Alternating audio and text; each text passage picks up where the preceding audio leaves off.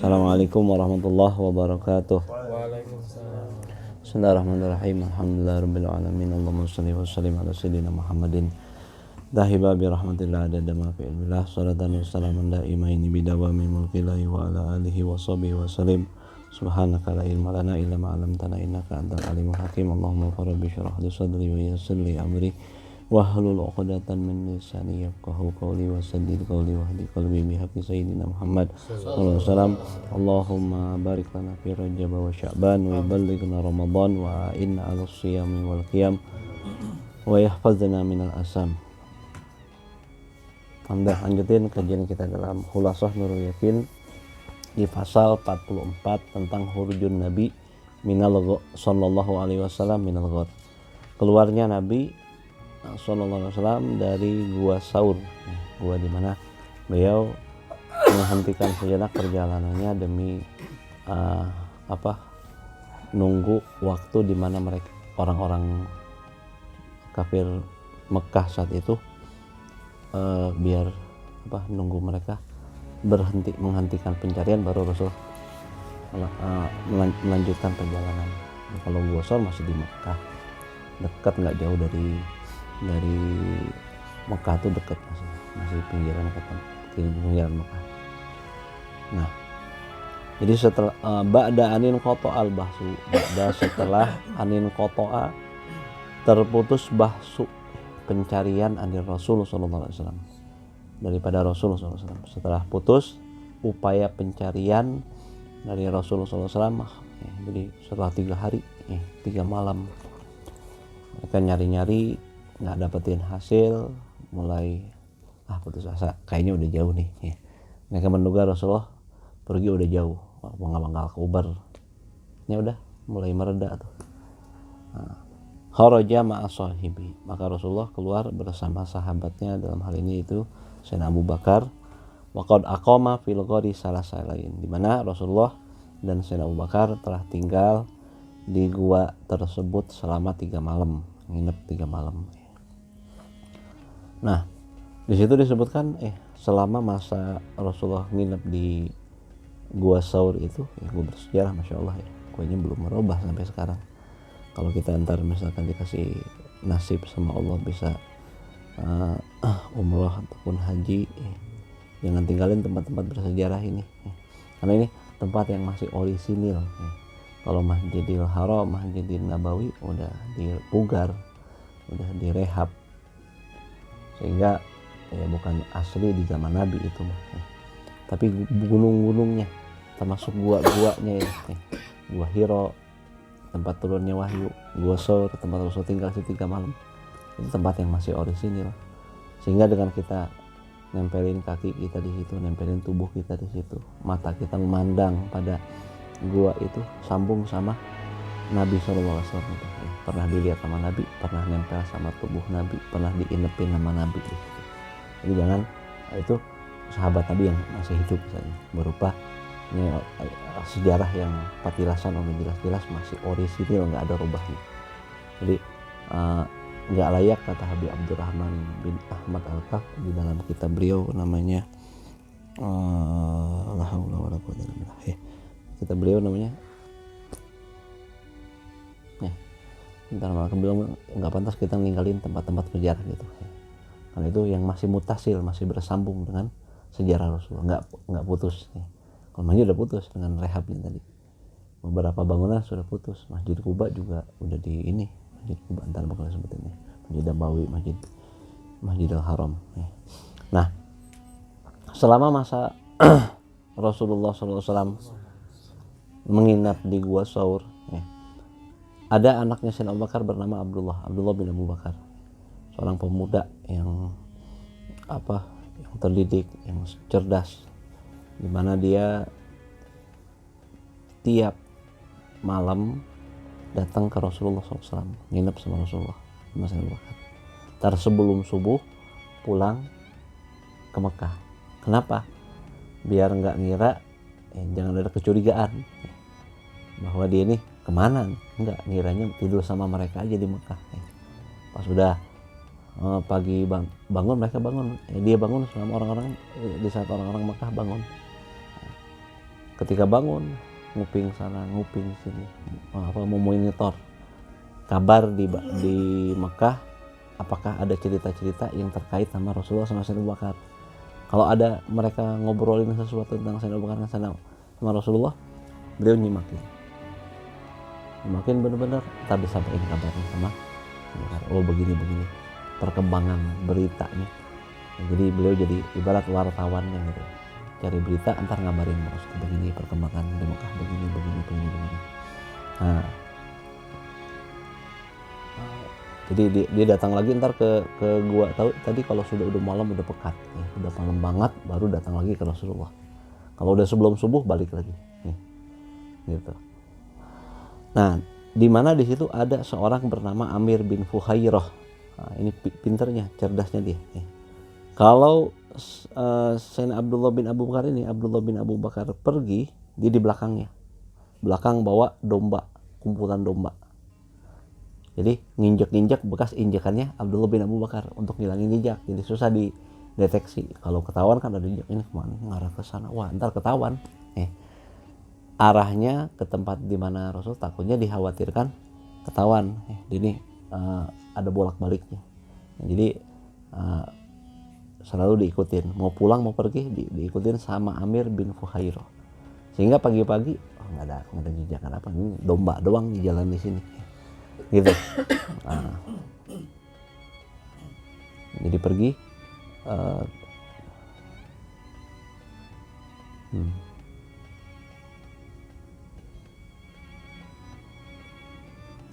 Nah, tatkala sudah putus tadi 3 malam lawannya, putus pencarian, udahlah kayaknya nggak bakal kekejar, maka keluarlah Rasulullah beserta Sayyidina Abu Bakar. Setelah datang kepada beliau seorang yang disewa untuk jadi guide-nya, untuk jadi penunjuk arah, karena ini orang mahir dengan bawa dua onta yang sudah dititipin sama dia, bakal kendaraan dititipin sama seorang ini namanya Abdullah bin Uraikid. Karena Abdullah bin Uraikid bukan Abdullah yang ini, ada Abdullah bin Abu Bakar ya'tihima fil masa, datang pada Rasulullah dan Sayyidina Abu Bakar pada sore hari, maksudnya udah isya, udah malam, udah pekat. Nah, ngabarin kepada Rasulullah SAW dan Sayyidina Abu Bakar dengan kabar-kabar Quraisy. Nah, tuh.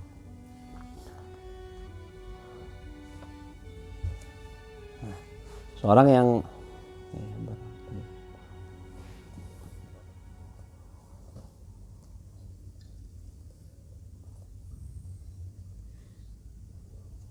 ini catatan kaki disebutin wakana yusbihu bi Makkah ka'annahu naimun. Di mana Abdullah bin Uraikid tadi yang sebutin, ulang lagi dikit.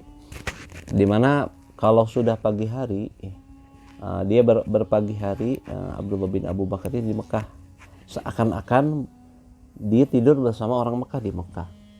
Fa idza sami'a min Quraisyin khabaran min jihati Rasul wa sahibi, maka kalau dia dengerin kabar dari orang Quraisy mengenai kabar yang arah kabar cerita-ceritanya ini kepada Rasul dan Sayyidina Abu Bakar, maka ja'a ilaihi mamariran, maka datanglah malam hari. Kalau ada kabar datang malam hari, ngabarin kepada Rasulullah SAW dan Sayyidina Abu Bakar dan nginep di situ. Tapi nginepnya nggak sampai pagi, sebelum subuh udah balik lagi ke Mekah gitu. Nah, wakanat uhtuhu Asma ta'tihima bi ta'am hufiyatan, di mana saat itu juga ada saudarinya Abdullah. Saudarinya Abdullah bin Abu Bakar, masih anaknya Sayyidina Abu Bakar, namanya Asma binti Abu Bakar. Kenapa Asma ini ta'tihima bi ta'am hufiyatan, datang kepada Rasulullah dan Sayyidina Abu Bakar bawa makanan secara sembunyi-sembunyi buat bekal perjalanan, kan panjang nih. Kalau sekarang mah mungkin 8 jam 10 jam ya kendaraannya. Kalau zaman dulu mah misalnya berapa hari, hampir semingguan perjalanan panjang. Nah, lu pakai onta ya nggak bakal bisa cepet ya. Nah, jadi dia datang sembunyi-sembunyi bawa bekal tadi. Haufan min Quraisy, karena khawatir diketahui sama orang Quraisy. Walamma ja'ahuma bidalil, maka tatkala datang kepada Rasulullah SAW dalil, seorang petunjuk pemberi petunjuk, seorang guide perjalanan yang pakar dalam perjalanan di padang pasir, namanya Abdullah bin Uraikid. Abdullah bin Uraikid. Kalau tadi kan Abdullah bin Abu Bakar, kalau ini Abdullah bin Uraikid. Seorang yang masih musyrik, beragama sebagaimana agamanya orang Mekah, tapi dia kan dibayar. Ini mah guide dibayar sama Sayyidina Abu Bakar. Rasulullah percaya, Sayyidina Abu Bakar percaya sama ini orang, karena memang kepiawaiannya, dan orang kalau udah di urusan kerja profesional, nggak ada urusan yang lain, gitu. Jadi profesional dia. Nah, datang pada Rasulullah dan Sayyidina Abu Bakar, Abdullah bin Uraikid ini birrahilatin, dengan dua kendaraan, itu onta, fi sobahi yaumil salis, pada pagi hari di hari ketiganya. Jadi malam ketiga, pagi ketiganya di pagi harinya, dia datang. Rokiba wasaro, maka Rasulullah menunggang onta tersebut dan pergi sama Sayyidina Abu Bakar. Ngapain? Qasidaini al-Madinah, keduanya menuju Madinah. Nah, lewat pinggiran, lewat pantai. Kenapa? Kalau tengah takutnya dikira memang kan jalannya lebih cepat sebenarnya kalau tolnya lewat tengah, tapi ini demi menghilangkan jejak lah istilahnya, lewat pinggiran, lewat sahil, lewat pantai. Jadi untuk apa? Untuk jadi orang nggak bakal nyangka bakal lewat situ kalau ke Makkah. Nah, waqad lahiqa bihim fi thariq Suraqah. Nah, di mana saat itu nyusul beliau, nyusul mereka, yaitu Rasulullah, Sayyidina Abu Bakar, dan Suraqah tadi. Apa? Suraqah bin, bukan Suraqah siapa? Abdullah bin Uraikid. Bertiga aja di perjalanannya kan. Nah, disusul di perjalanan oleh Suraqah, seorang bernama Suraqah. Nah, Suraqah bin Malik al-Mudlaji. Suraqah bin Malik al-Mudlaji. Di mana dia pernah tahu bahwa kabar diadakan sayembara, siapa yang dapatin Rasul bisa tangkap Rasul, nawan Rasul, atau ngasih kabar aja di mana Rasul, sama Sayyidina Abu Bakar bakal dikasih diat, bakal dikasih kasih hadiah sayembaranya 100 ekor unta per kepala, 2 berarti 200, lumayan nih, barang miliar, bisa miliaran gitu. Siapa yang nggak, kalau secara orang nggak ngerti agama, wah ini banget ya, pasti tergiur banget dengan tawaran itu. Udah pengen, tapi kan udah 3 malam lah, yang jauh mau ke udah gitu. Lagi duduk lagi begini nih sama kaumnya, tahu-tahu ada seorang tua datang. Tadi lihat di sana ada 2 titik hitam katanya. Ada titik hitam jalan, mungkin itu Muhammad kayaknya itu Muhammad tuh sama sahabatnya, Mas Abu Bakar maksudnya. Saat itu Suraqah nggak mau kesaingin, jadi tanya, wah bukan itu katanya. Udah tahu ini pasti Rasulullah bener. Bukan, itu tuh orang ini katanya, si fulan sama si fulan pergi ke sana mau nyari sesuatu, ada urusan di sana. Langsung disanggah, padahal bukan. Jadinya ulah saingan be, orangnya yang menang sayembara gitu. Biar saya aja yang dapetin hadiah ini. Ini dia udah tunggu dulu kan, ditahan-tahan. Kalau langsung pergi ntar dicurigain. Kira-kira beberapa saat, sejam 2 jaman gitu, baru pergi langsung ambil kudanya yang kudanya yang jago nih, kuda cepat ya. Kuda ngejar onta ya kekejar ya. Walaupun jaraknya mungkin selisih berapa jam gitu, ke Uber. Digeber nih kuda. Lahi kok sampai ke Uber nih. Sampai ke Uber. Nah, di saat ini terjadilah mukjizat Rasulullah juga ya.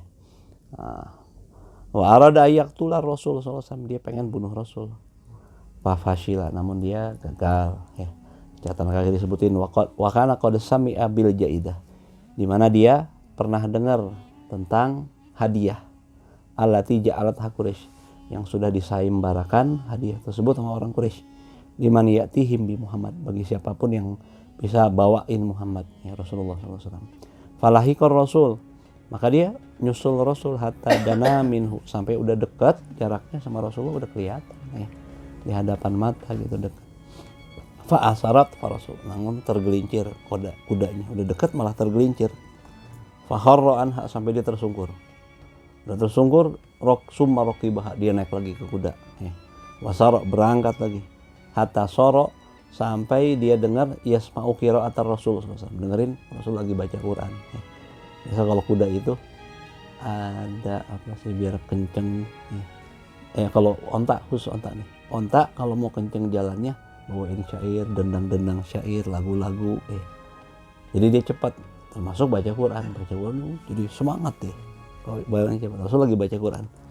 Wahwa Rasulullah wahwa lailatul Rasul nggak noleh-noleh. Fokus aja di jalan sambil baca Quran. Namun Sayyidina Abu Bakar kan ini proteksi, jaga kondisi Rasul, lihat noleh-noleh mulu kemana-mana, lihat khawatir jangan sampai ada apa-apa. Fasahot, maka ternyata amblas imata farosin, dua kakinya, dua tangan kaki depan gitu ya, kaki depan kuda Surokoh.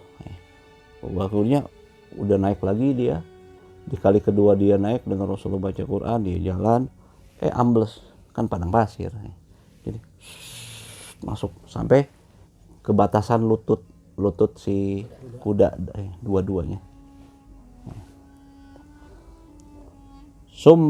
Fakharra anha, sampai dia tersungkur lagi, jatuh lagi. Summa zajarha, kemudian Surokoh ngambek kali, labu deh orang teh ya, jatuh lagi dia hardik tuh kudanya, dibentak kudanya. Hatta nahidat, sampai kudanya akhirnya bangkit lagi. Falam takad, namun tatkala tahruju yadaiha, si kuda berupaya ngeluarin kedua tangannya, maksud kaki depannya. Hatta sato ali asaria, sampai membubuhlah dari bekas nariknya tadi gubar, itu debu, jadi bertebaran kan, ditarik kenceng paksa gitu. Wis sama dia, misluduhon, seperti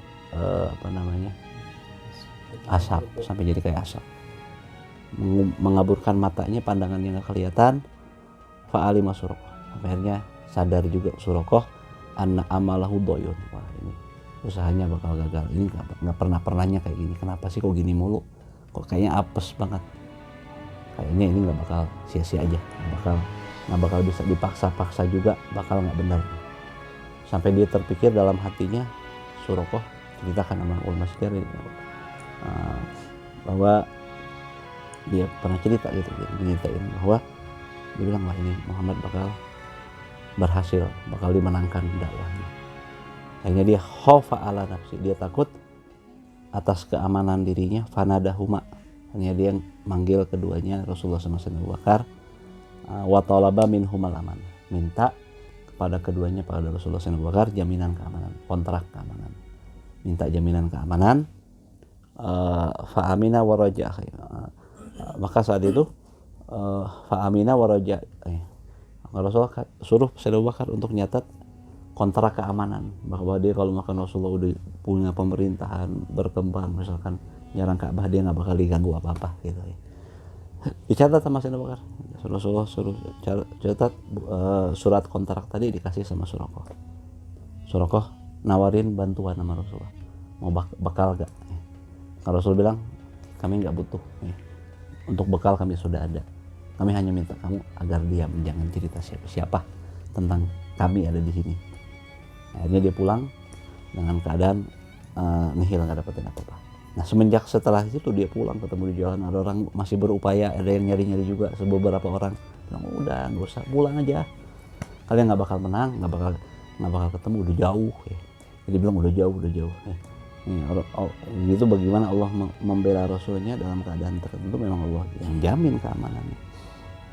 Orang yang tadinya mau niat bunuh, pulang jadi bela Nabi, walaupun masih dalam beragama, masih musyrik saat itu ya. Nah gitu.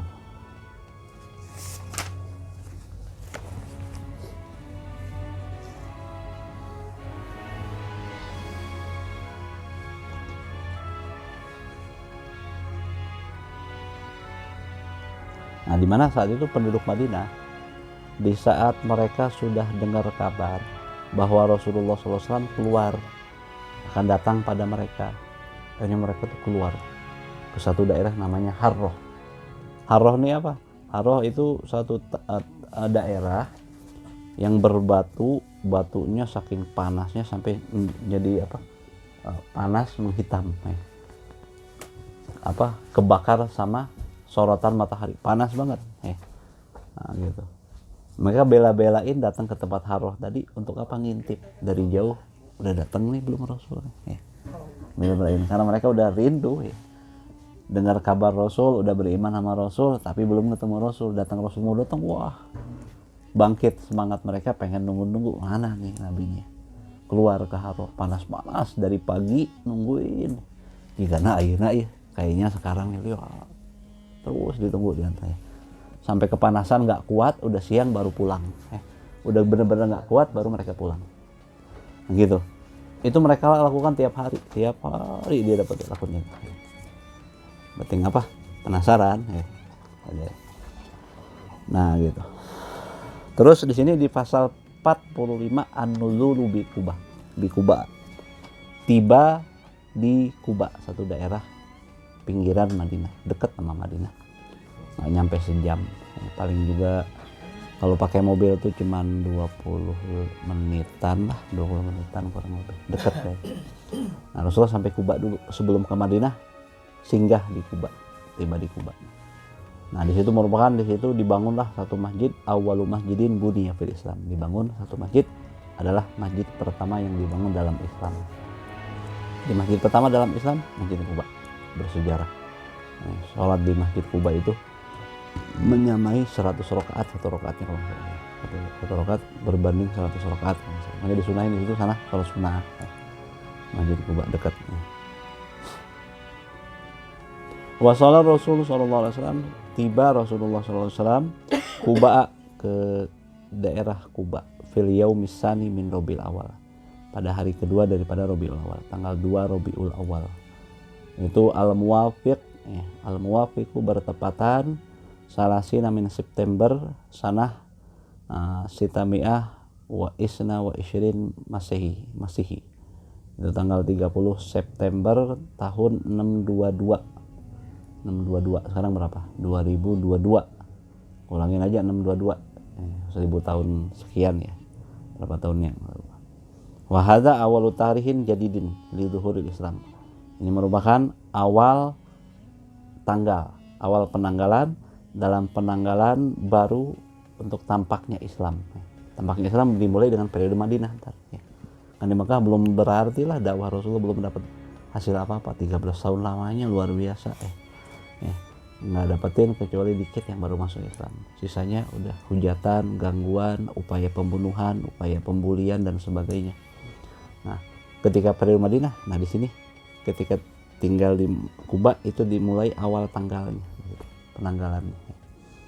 Awal penanggalannya dari situ beranjak dari hijrah Nabi kan. Hijrahnya Nabi. Nah, fa bihadhil hijrah tamat lir Rasul sunnata ihwanihil anbiya. Dengan hijrah ini maka sempurnalah bagi Rasulullah SAW satu adat istiadat, kebiasaan, sunnah dalam arti kebiasaan daripada saudaranya Rasulullah, para nabi min qablihi, sebelum Rasulullah. Kenapa mereka idma min nabiyyin illa uhina, sebab tidak ada satu nabi pun kecuali mereka pernah dihina, dibully, diintimidasi dan sebagainya. Min asyairi, dari kerabatnya kah atau bangsanya kah, wa udhiya, disiksa, diganggu, dijahatin gitu ya, wa dutuhida, dan ditindas. Semua nabi begitu ya. Nggak ada satu nabi melainkan begitu. Nah, masalahnya kadang timbul dari keluarga, kadang timbul dari masyarakatnya. Nah, hatta turra ilal hijrah min biladi, sampai akhirnya para nabi, semua nabi terdesak untuk hijrah dari negerinya, keluar dari biladnya, dari negerinya. Dari siapa? Min Ibrahim, dari Nabi Ibrahim. Nabi Ibrahim kan pindah kemana? Ke Mekah. Asalnya bukan orang Mekah, kakeknya orang Arab, tapi beliau sendiri bukan orang Arab, adalah hijrahan dari mana gitu, dari satu daerah katanya. Nah, ila Isa, sampai Nabi Allah Isa, dari mulai Nabi Ibrahim sampai Nabi Isa semuanya pada hijrah. Nabi Isa juga. Nabi siapa lagi? Israel, Nabi Daud. Nabi Daud pindah juga. Nabi Yusuf pindah juga kan. Semua para nabi pindah-pindah pada hijrah semua, dengan berbagai permasalahan problemnya masing-masing. Intinya mereka semua dihinain sama kerabat atau bangsanya, diganggu, disakiti, ditindas, diintimidasi sama mereka. Itu ya. Nah, ba'daan makasa salasa asyarah sana.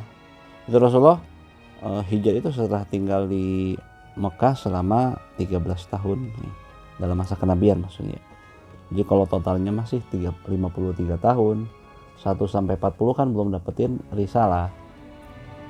Nah, mulai 40 sampai ke 53 dia dapetin kerasulan. Jadi 53 tahun nikmat banget ya. Tapi ya gitu, orang sadar itu setelah lewat, jangan sampai kita sadar setelah lewat ya. Ini ketika Rasulullah udah hijrah tapi kan gak bakal lagi balik ke rumah.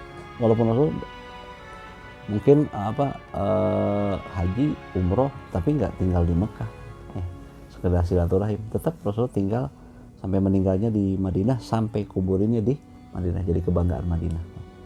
Madinah dapat keuntungan yang dikuburkannya Rasul di situ ya, tinggal di situ dan tersebarnya Islam awalnya dari situ. Di 13 tahun mudayyaqon ya, Rasulullah mendapatkan tekanan, ditekan atas Rasulullah di Mekah. Mamnu'an minal jahri bidakwah, dilarang untuk terang-terangan dakwah, terang-terangan ibadah nggak boleh ya, selama di Mekah ya. Nah itu. Nah, jadi waqad aqama bi Quba. Nah sebelum itu kan ceritanya gini, ini kan langsung waqad aqama aja ya. Kan tadi ceritanya orang-orang Madinah tuh ngintip dulu, udah datang belum nih Rasul, diintip, wah belum, tunggu terus sampai akhirnya ketika di satu hari mereka kan pulangnya pergi pagi sampai kepanasan, udah nggak tahan kan, batu-batuan alasnya, udah panas nggak ketahan, pulang. Nah mungkin nggak hari ini, besok pagi gitu lagi, sampai berhari-hari, sampai di satu hari ada seorang dari orang Yahudi dia naik ke satu benteng ke atap tinggi untuk satu urusan atau ngurusin bangunan atau apa, nggak disebutin di sini. Pas dia lihat, nggak sengaja lihat ke satu ujung, wah itu ada titik putih, 2 titik putih. Dia lihat Rasulullah dan Sayyidina Abu Bakar. Kadang-kadang kelihatan sama kan kalau panas kan berminyak-minyak gitu ya, ketutup, kadang-kadang ketutup, kadang-kadang kelihatan ya. Nah sampai dia si Yahudi ini ya kebawa mungkin ya, lagi di Madinah ini termasuk di Kuba, lagi demam, orang nungguin Rasulullah ya. Apalagi lagi viral gitu, lagi tren, pada nungguin kegiatan mereka. Jadi dia kebawa suasana itu juga, kebawa suasana. Dia teriak langsung histeris gitu ya, bilang dengan suara lantangnya, ya ma'syarul Arab, hadza jaddakum, hadza jaddakum, wahai masyarakat Arab, ini jaddakum ay hadzakum, ini bagian kalian, orang kalian, nabi kalian, alladzi tantadzirun, yang sudah kalian tunggu-tunggu. Dia tuh datang tuh katanya. Dia nggak beriman kan, Yahudi, dia cuman ke bawah suasana ceritanya. Fasaru ila silah fatalaqau Rasulullah sallallahu alaihi wasallam bizahril harrah. Ini mereka buru-buru ambil pedang, kebiasaan orang Arab mana-mana bawa pedang. Sebagai ya itu proteksi biasa aja, kalau kita dulu yang bawa golok kemana-mana. Sekarang bukan enggak, bawa handphone kemana-mana. Bawa golok kemana-mana biasa gitu. Ambil pedang langsung pergi, bersiap mau nyambut Rasulullah SAW. Nah di saat itu, namun kan arahnya ke Madinah, tapi ternyata Rasulullah berbelok arah ke kanan, sampai Rasulullah singgah di Bani Amr bin Auf, di daerah Kuba, di perkampungan Bani Amr bin Auf. Nah gitu ya, Rasulullah itu tinggal di rumah seorang Rasulullah aqama di Kuba isnatain wa isyrina lailatan. Rasul tinggal di Kuba selama 22 malam. Baina ashabihi, di antara sahabatnya, minal muhajirin, dari kaum muhajirin datang langsung kan. Udah pada hijrah duluan kan, langsung datang di samping. Wal Ansor, juga orang-orang sahabat Ansor yang sudah masuk Islam, orang Madinah, Ansor itu. Aminan mutmainan, mereka beriman, mereka merasa tenang nyaman sekali datang Rasulullah SAW. Waqad bana fitil kalmudah masjid Quba, maka di saat itu Rasulullah bangun di masa 22 malaman itu, tinggal di Quba. Rasulullah bangun masjid Quba, alladzi wasafahullah, yang Allah sifati masjid Quba ini disebutin dalam Quran, annahu masjidun ussisa ala taqwa, ayat adalah itu suatu masjid yang dibangun atas dasar ketakwaan, niatnya tulus karena iman takwa sama Allah Subhanahu wa taala. Disebutin di Quran, jadi masjid yang istimewa. Kenapa disebutin di Quran? Masjidun ussisa ala taqwa, arahnya kemana? Kepada masjid Quba. Gitu ya. Bangunannya kayak gimana? Enggak mewah. Mewahan musola kita, jangan masjid ya. Musola kita lebih mewah kalau dalam segi bangunannya, kalau tapi dalam segi batinnya nggak ada bandingannya masjid semewah apapun ya. Karena gimana enggak disifati sama Al-Quran dengan demikian. Dimana tingginya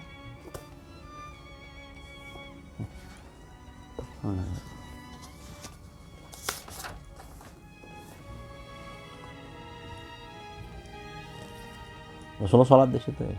Tingginya cuman sekedar setinggi orang dewasa, pas setinggi, nggak ada. Ini nih rumah Mang Ai ya, tinggi kayak gimana? Tinggian ini mah mungkin pas segini lah, tinggi orang Arab kali ya, pas segini kali ini, bukan yang sana yang lebih tinggi, pas banget. Atapnya cuman pelepah korma, kagak ada pakai apa namanya, asbes, pakai apa yang nggak ada, biasa aja. Tapi mewahnya di situ Nabi sholat. Abu Bakar sholat, nggak bersalah gimana? Yang sholat di situ tokoh-tokoh besar semua, tokoh-tokoh utama doang. Nah di saat itu Rasulullah dan para sahabat memang keinginan terbesarnya nggak ada terarah selain untuk menghias hati mereka dengan keimanan, ketakwaan, pengen bersihin apa yang terjadi pada mereka dari bagian-bagian setan mungkin yang udah nggak benar, dirapihin, pembenahan iman, ibadah, takwaan. Jadi pembenahan itu Rasul fokusnya ke situ, nggak fokus sama bangunan, fokusnya sama yang gituan aja. Jadi Rasulullah masjidnya benar-benar sederhana sekali ini masjid Quba, termasuk ntar masjid Nabawi juga Rasul ikut bekerja dalam membangun masjid Quba, ikut kerja. Ya Rasulullah bukan seorang nabi yang leha-leha, enggak, semua nabi itu pasti Nabi bilang apa? Sayyidul qaum khadimuhum. Pemimpin dari satu kaum, tokoh kaum itu mesti jadi pelayan mereka. Kalau ikut bantu, ikut ngaduk ya, misalnya gitu. Cuman dari dari batu-batu dan pasir gitu doang, nggak ada lantainya pun cuman tanah.